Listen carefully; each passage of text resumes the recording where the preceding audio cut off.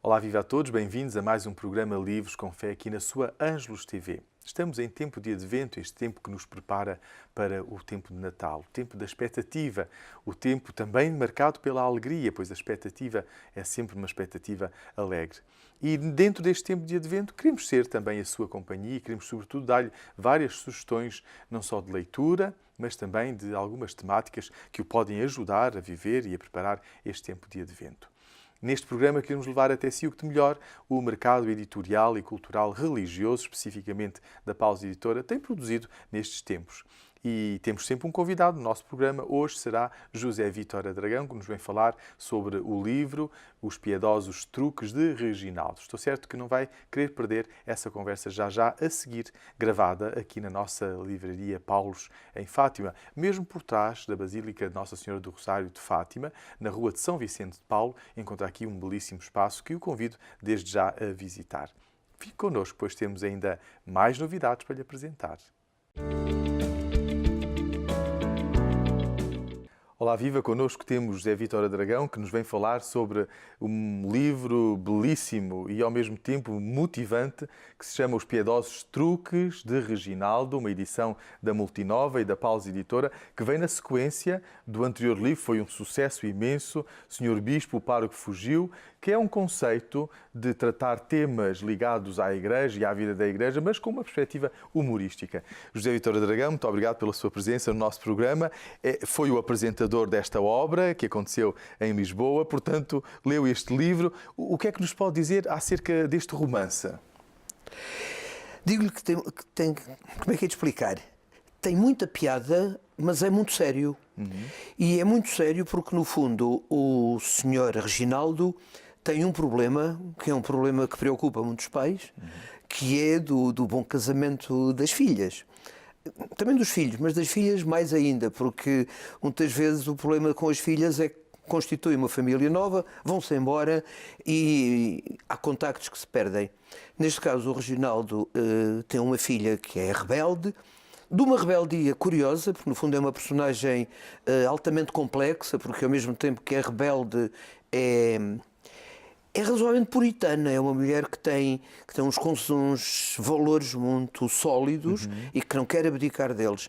Só que namora um rapaz que é ateu, que vive para o dinheiro e do dinheiro e que tem outro estilo de interesses, e isso preocupa o Reginaldo. E o Reginaldo é católico, O Reginaldo é praticante. católico de um catolicismo clássico, de missa do domingo, ponto final, já chega, e pronto. Só que o Reginaldo tem um problema que aparece no livro, é que precisa de dinheiro. E, portanto, ele quer casar a filha, o dinheiro do futuro genro é interessante, os princípios do futuro genro não são interessantes, ele vive ali aquele drama. Entretanto, há uma razão, há um caminho possível para ele resolver o problema. O curioso que o livro tem é que os piedosos truques do Reginaldo são-nos apresentados sempre como realmente piedosos. E não são tão piedosos assim. Eu acho que umas aspasinhas no piedoso fazia muita falta. Porque a ideia do Reginaldo é, ao mesmo tempo, resolver o problema moral da filha, mas outro lado, resolver o seu problema económico. Apesar de ser uma família de bem, não é? Uma família que tem um castelo, inclusive. Que tem um castelo, inclusive, mas é daquela, digamos, daquela nobreza rural francesa em que o castelo vem de geração em geração e começa a estar degradado e precisa de ter obras, ele não sabe onde é que vai buscar o dinheiro para as obras, etc. Faz-lhe jeito ter dinheiro para fazer as obras. Aliás, os vizinhos queixam-se que o castelo está a criar problemas, só que ele não sabe onde arranjar o dinheiro. E, de repente, há uma senhora que morre, uma tal Zenóbia, que é um nome fantástico para uma senhora que morre, chamada Zenóbia. Que era uma condessa. Que é uma condessa. E que tem uma herança possível a dar, desde que se resolvam certos condicionamentos. E, portanto, que apareça um herdeiro. Ela até já tem o herdeiro debaixo do olho, desde que o herdeiro seja cristão, católico, etc. Coisa que o namorado da filha de Reginaldo não é. Não interessa. Mas esse outro candidato, só que esse outro candidato também, do ponto de vista religioso, é bastante marginal, para não dizer bastante desinteressado. Mas não é contra, é só desinteressado. Então, o Reginaldo vai tentar convencer o rapaz a fazer uma aproximação. Só que aí há uma ambiguidade muito engraçada, é que o rapaz é pintor, acha que a rapariga pode ter interesse porque ele gosta de pintar nus e a rapariga pode ser um bom modelo. Portanto, não é, é muito curioso porque o livro é todo ele cheio de ambiguidades. E o que eu não vou desvendar mais a história, porque senão as pessoas já não o compram, sabem tudo, mas o que tem, digamos, graça na escrita do senhor é que ele pega em nós, leitores, e faz de nós cúmplices. Portanto, nós de alguma forma sabemos o que está a acontecer, mas mais ninguém sabe, a não ser o próprio Reginaldo. O Reginaldo e o leitor.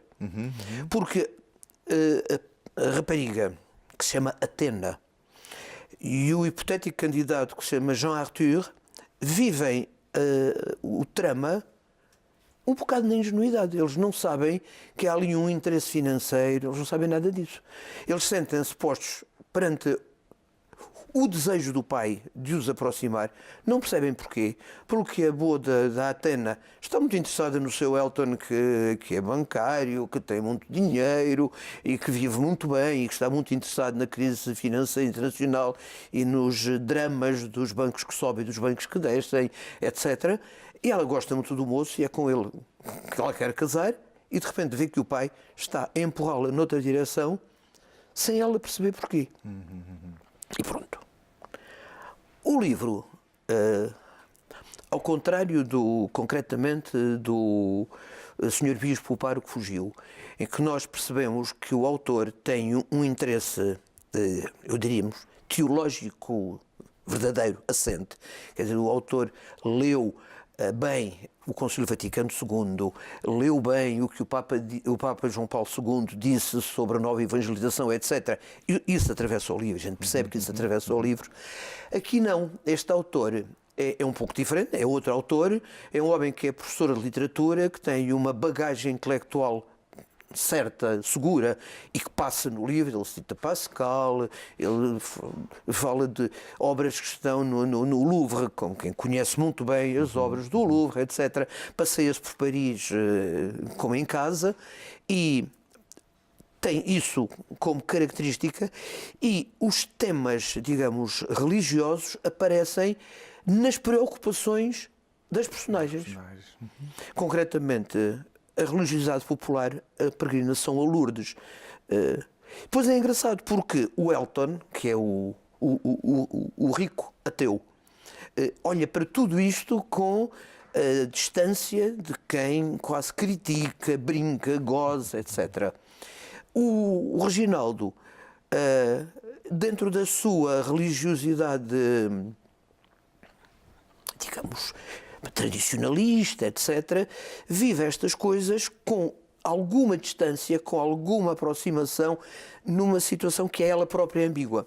Isto, para nós, é curioso porque faz-nos perceber o que há de interessante, por exemplo, na religiosidade popular, na peregrinação a Lourdes, mas também aquilo que há de chocante para quem não tem fé nenhuma e que acha que aquilo é um encontro de fanáticos. O mesmo se passa com o renovante carismático. Concretamente, é apresentado como uma loucura, como uma excitação, mas, ao mesmo tempo, em que os valores do renovante carismático são trabalhados, desenvolvidos, etc. O Papa, por exemplo, e o Papa do Reginaldo é Bento XVI, o Papa é analisado nos prós e nos contras na conversa dos personagens. Quer dizer, portanto, não há, do ponto de vista do autor, nós percebemos nas entrelinhas o que é que o autor pensa, mas nunca nos é dito claramente. Isso é muito interessante. Depois, é um livro que é muito datado. Quer dizer, nós lemos aquilo e somos confrontados com a crise política internacional, com os problemas do Afeganistão, com os problemas da América Latina, porque são problemas que preocupam aquela gente e que o discutem. Pronto. Depois, é um livro que é muito engraçado. Quer dizer, há cenas... A cena da redação do testamento de Zenóbia dá para gargalhadas, a gente lê aquilo. Há uma cena passada no comboio a caminho de Lourdes, que é outra que tal. Quer dizer, há assim cenas de vez em quando. Há um jantar em que aparece uma uma senhora, pronto, uma modelo, que está lá só para desestabilizar, e que, entre na altura, aparece nua para o outro a pintar, e isso perturba toda a gente, porque, naturalmente, quer dizer, não é isso que se espera, que no castelo do senhor apareça uma modelo para ser pintada naquele estado. Eu julgo que há uma série de razões interessantes para se ler este livro e para se gostar do livro. Para mim, a razão mais interessante é que o fim do livro é muito inesperado. É absolutamente inesperado e é duplamente inesperado. Faz-me lembrar aquelas sinfonias que têm dois fins, dois finais, uma coda e uma sobrecoda. E aquele tem... O livro acaba e a gente diz, mas já acabou. Afinal, não acabou. Ainda há mais um bocadinho em que a história que parecia que estava contada não está e é recontada.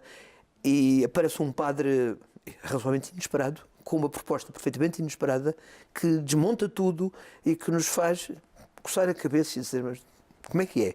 Afinal, como é que... E apetece quase perguntar ao autor, não vai escrever um segundo livro para a gente saber como é que a história acabou na realidade, porque não percebemos, eles partem todos, a gente fica-se a saber.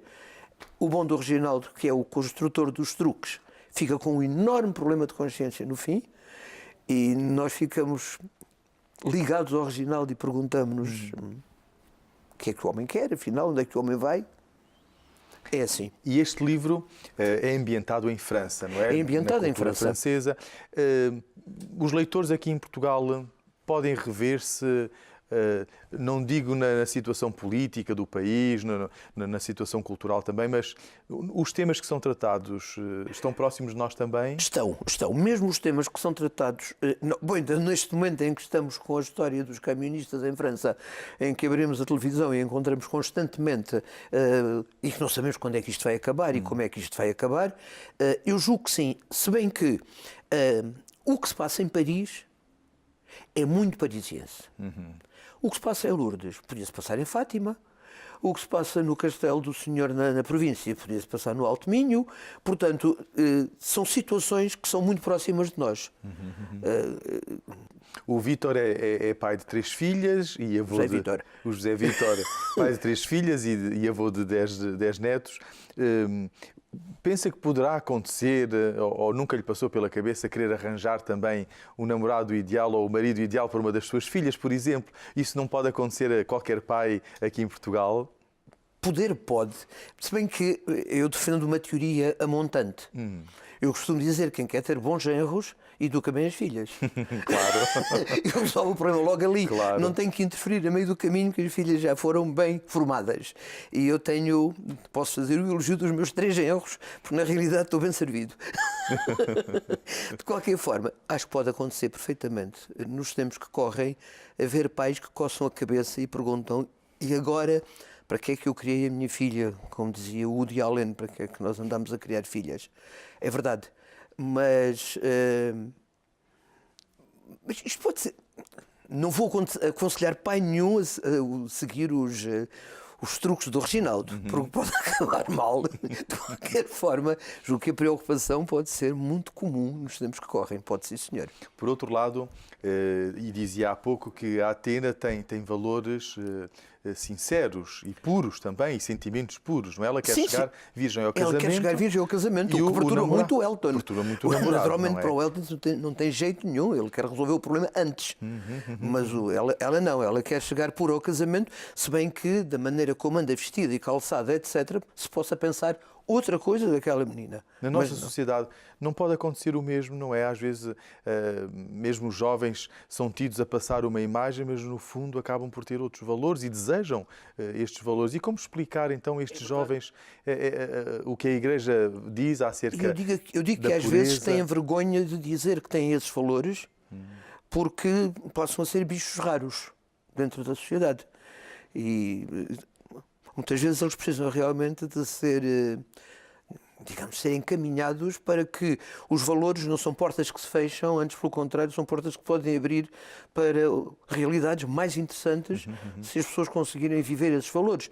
E no fundo, a verdade, a castidade e a misericórdia são 3 valores que estão muito presentes no livro, ao longo do livro, e que podem realmente desafiar os jovens de hoje a perceber que não são coisas do século XIX, ou mesmo do século XX, que parece que foi anteontem, mas já foi há 18 anos. Verdade. Pois. O Vítor faz parte o José Vítor faz parte da comunidade Emanuel, foi responsável também pela parte da missão dentro da comunidade Emanuel e acompanha inclusive o grupos Alfa, não é? Sim. Que são uma realidade tão interessante de aproximação à fé. Como percebe que hoje a aproximação à fé, a um certo momento, passa pela necessidade de alguns truques, mas sobretudo pela necessidade também de um testemunho? É verdade, só que esse hoje não é um hoje, nem de hoje, nem de anteontem, porque já foi o nosso novo santo Paulo VI que diz que os homens de hoje precisam mais de testemunhos do que de mestres. E é verdade, eu acho que temos eventualmente mestres a mais e testemunhos a menos. E é importante que os mestres possam eles próprios ser testemunhas, porque também um testemunho vazio, as pessoas olham para aquilo e perguntam como é que isto me toca, o que é que isto tem que ver comigo. Se houver a possibilidade de ligar a palavra à ação, não só a palavra, não só a ação, mas as duas coisas juntas e articuladas, isso pode tocar não só os jovens, mas também os Reginaldos deste mundo, que estão convencidos que tudo se resolve em práticas, em ritos e mais não sei o quê, e não são capazes de perceber que há uma vida que tem que se viver para que os ritos signifiquem alguma coisa, não sejam só maneira de passar o tempo ao domingo entre as 11 e o meio-dia, por exemplo. Obviamente. Portanto, há aqui um belo desafio também a olhar para o matrimónio. Sim. Sim, porque, repare, tanto para o Reginaldo e para a mulher, como para os outros, o matrimónio é um investimento. E o livro ajuda a desmontar a situação em que o matrimónio não é um investimento. E o curioso é que para a Atena, o matrimónio não é um investimento. Para o namorado é, para ela não é. E é isso que a faz repensar, vale a pena, não vale a pena continuar este namoro com o Elton, porque na realidade estão a empurrar-me para um casamento que é um investimento para as duas famílias. E ela não quer ser moeda de troca dentro daquele jogo. E para concluirmos, então, a quem aconselha a leitura desta obra? É para todos? É apenas para mais novos? É para mais velhos? É para os pais? É para os filhos? Para os avós? A quem aconselha? Eu acho que é para pais, com certeza, para pais de jovens, com certeza.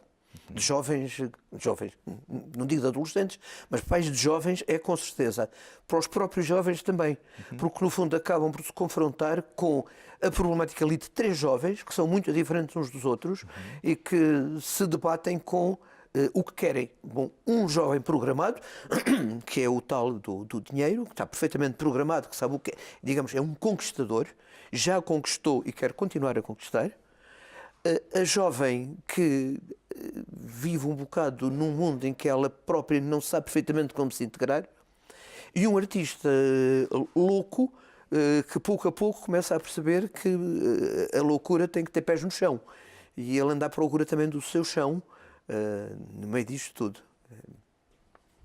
José Vítor Dragão, muito obrigado por nos ter trazido um aperitivo a esta obra, que aconselhamos vivamente aos nossos queridos telespectadores e que esta obra, sobretudo, possa ajudar a esclarecer um bem tão grande que nós temos na sociedade e na Igreja, obviamente, como aquilo que é o matrimónio, afinal de contas, um sacramento que nos foi dado para ajudar na realização pessoal. Então, desejo que possa ter encontrado nesta belíssima entrevista razões de sobra para adquirir esta obra, mas convido a continuar connosco, pois temos ainda mais novidades para lhe aconselhar.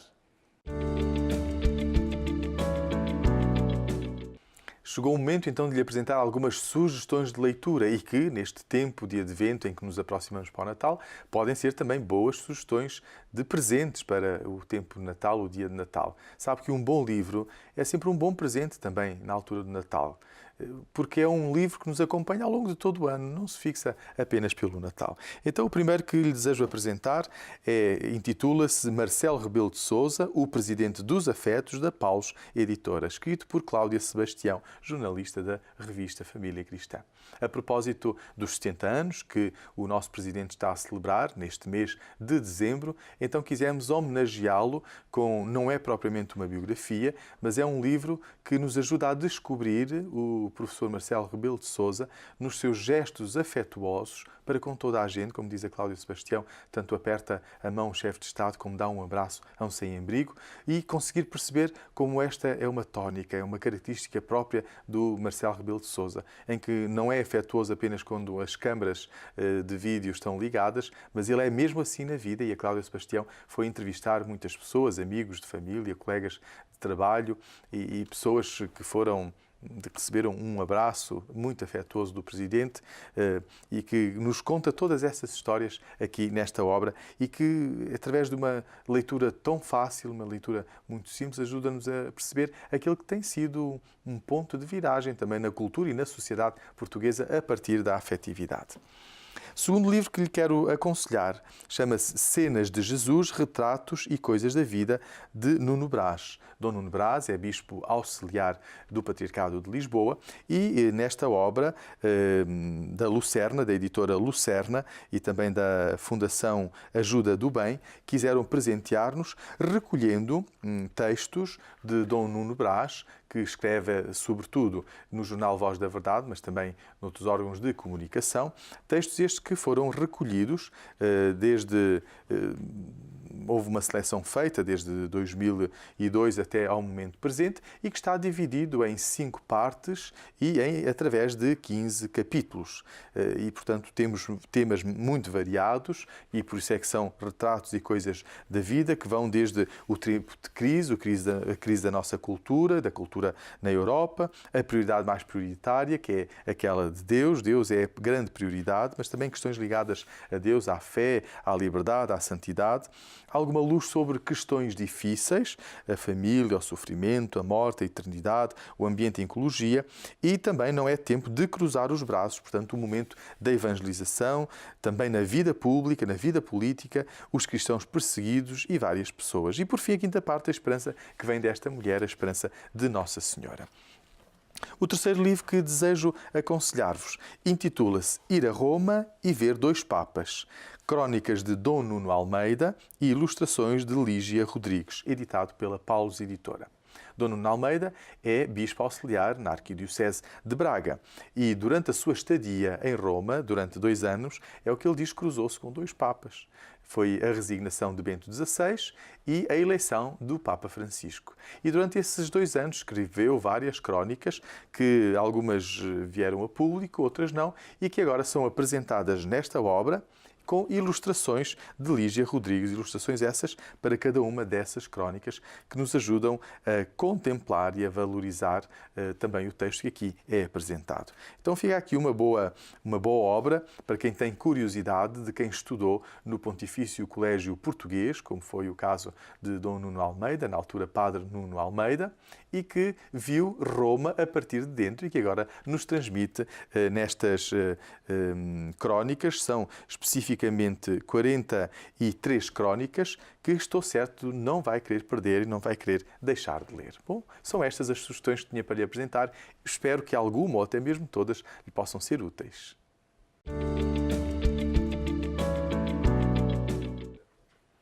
Chegou ao fim mais um programa Livros com Fé aqui na sua Ângelos TV. Foi um privilégio, foi uma alegria ter estado na sua companhia. Espero que da sua parte tenha os mesmos sentimentos. Aliás, estamos aqui para vós e para si, para lhe levar as mais variadas novidades que temos no mundo editorial. Mas prometemos voltar na próxima semana com mais um programa e no próximo programa não vou ter nenhum convidado, nenhum entrevistado, porque quero lhe apresentar mais uma iniciativa da Paulus. Trata-se de 2 peregrinações que a Paulus Editora está a programar para o ano 2019 e que serão publicitadas também da revista Família Cristã e no nosso site paulus.pt. Irei dizer-lhe mais informações sobre estas peregrinações no próximo programa. Estou certo que não vai querer perder. Até lá, desejo-lhe uma boa semana, um bom caminho de advento, boas atividades e boas leituras, porque um bom livro é sempre uma boa companhia.